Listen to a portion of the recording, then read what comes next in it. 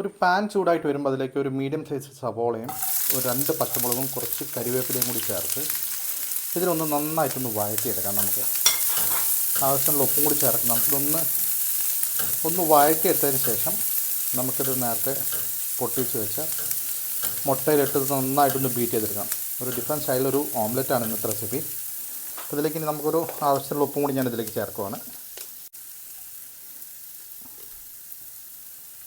ഇതിനെ നന്നായിട്ടൊന്ന് വഴറ്റി ഒന്ന് ബ്രൗൺ കളർ ആവുന്നവരെ വഴറ്റിയെടുക്കാം നമുക്കിതിനെ.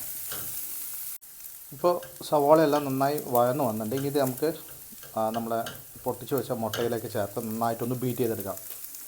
ഞാനിതിലേക്ക് മുട്ടയിലേക്ക് ഞാനൊരു 4 മുട്ട എടുത്തിരിക്കുന്നത്. ഈ മുട്ടയിലേക്കൊരു 1/4 ടീസ്പൂൺ കുരുമുളക് ചേർക്കുന്നുണ്ട്. നേരത്തെ നമ്മൾ ഉള്ളി വഴറ്റിയതിൽ 2 പച്ചമുളക് ചേർത്തുകൊണ്ട് എരിവ് നോക്കണം. ഞാനൊരു 1/4 ടീസ്പൂൺ കുരുമുളക് ചേർത്തിട്ടുണ്ട്. അതുപോലെ തന്നെ ഒരു 1/4 ടീസ്പൂൺ അളവിൽ മഞ്ഞളും ചേർത്തിട്ടുണ്ട്. കൂടാതെ നേരത്തെ വഴറ്റി വെച്ചിരിക്കുന്ന സവോളയും പച്ചമുളകും എല്ലാം കരിവേപ്പില എല്ലാം ഇട്ടിരിക്കുന്നതിൻ്റെ മിക്സും കൂടി നമുക്കിതിലൊന്ന് ചേർത്ത് നന്നായിട്ടൊന്ന് ബീറ്റ് ചെയ്തെടുക്കാം. ഒരു ഡിഫറെൻറ്റ് ടേസ്റ്റുള്ളൊരു ഓംലെറ്റാണത്. എല്ലാവരും ഒന്ന് ട്രൈ ചെയ്ത് നോക്കുക. എന്നിട്ട് ഇഷ്ടപ്പെട്ട എൻ്റെ ചാനൽ സബ്സ്ക്രൈബ് ചെയ്തേക്കണേ. ഇത് നന്നായിട്ടൊന്ന് ബീറ്റ് ചെയ്തതിന് ശേഷം നമുക്കിതൊന്ന് ഓംലെറ്റ് എടുക്കാം. പാനൊന്ന് ചൂടായിട്ട് വരുമ്പോൾ അതിൽ ഇച്ചിരി വെളിച്ചെണ്ണ ഒഴിച്ച് നമ്മൾ നേരത്തെ ഫ്രൈ ചെയ്തിരിക്കുന്ന അതേ പാനിലേക്ക് തന്നെ എടുക്കുന്നത്.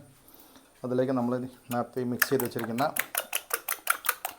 മുട്ട കൂടി ഒഴിച്ച് നമുക്കൊന്ന് അടച്ച് വെച്ച് ഒരു 2 മിനിറ്റ് അടച്ച് വെച്ച് ഒന്ന് ഫ്രൈ ചെയ്തെടുക്കാം. ഇതിനെ ഒഴിച്ചതിന് ശേഷം ഇതൊന്ന് ലോ ഫ്ലെയിമിലിട്ട് നമുക്കൊന്ന് അടച്ച് വെച്ച് വേവിക്കാം. ഇതിനെ നമുക്ക് മറച്ചിട്ട് നമുക്കിതിനൊന്ന് 1 മിനിറ്റും കൂടി നമുക്കൊന്ന് വേവിച്ചെടുത്ത് കഴിഞ്ഞാൽ വളരെ ടേസ്റ്റായുള്ള അടിപൊളി ടേസ്റ്റുള്ളൊരു ഓംലെറ്റ് റെഡിയാണ്. എല്ലാവരും ഇങ്ങനത്തെ ടൈപ്പ് ഒന്ന് ട്രൈ ചെയ്ത് നോക്കുക.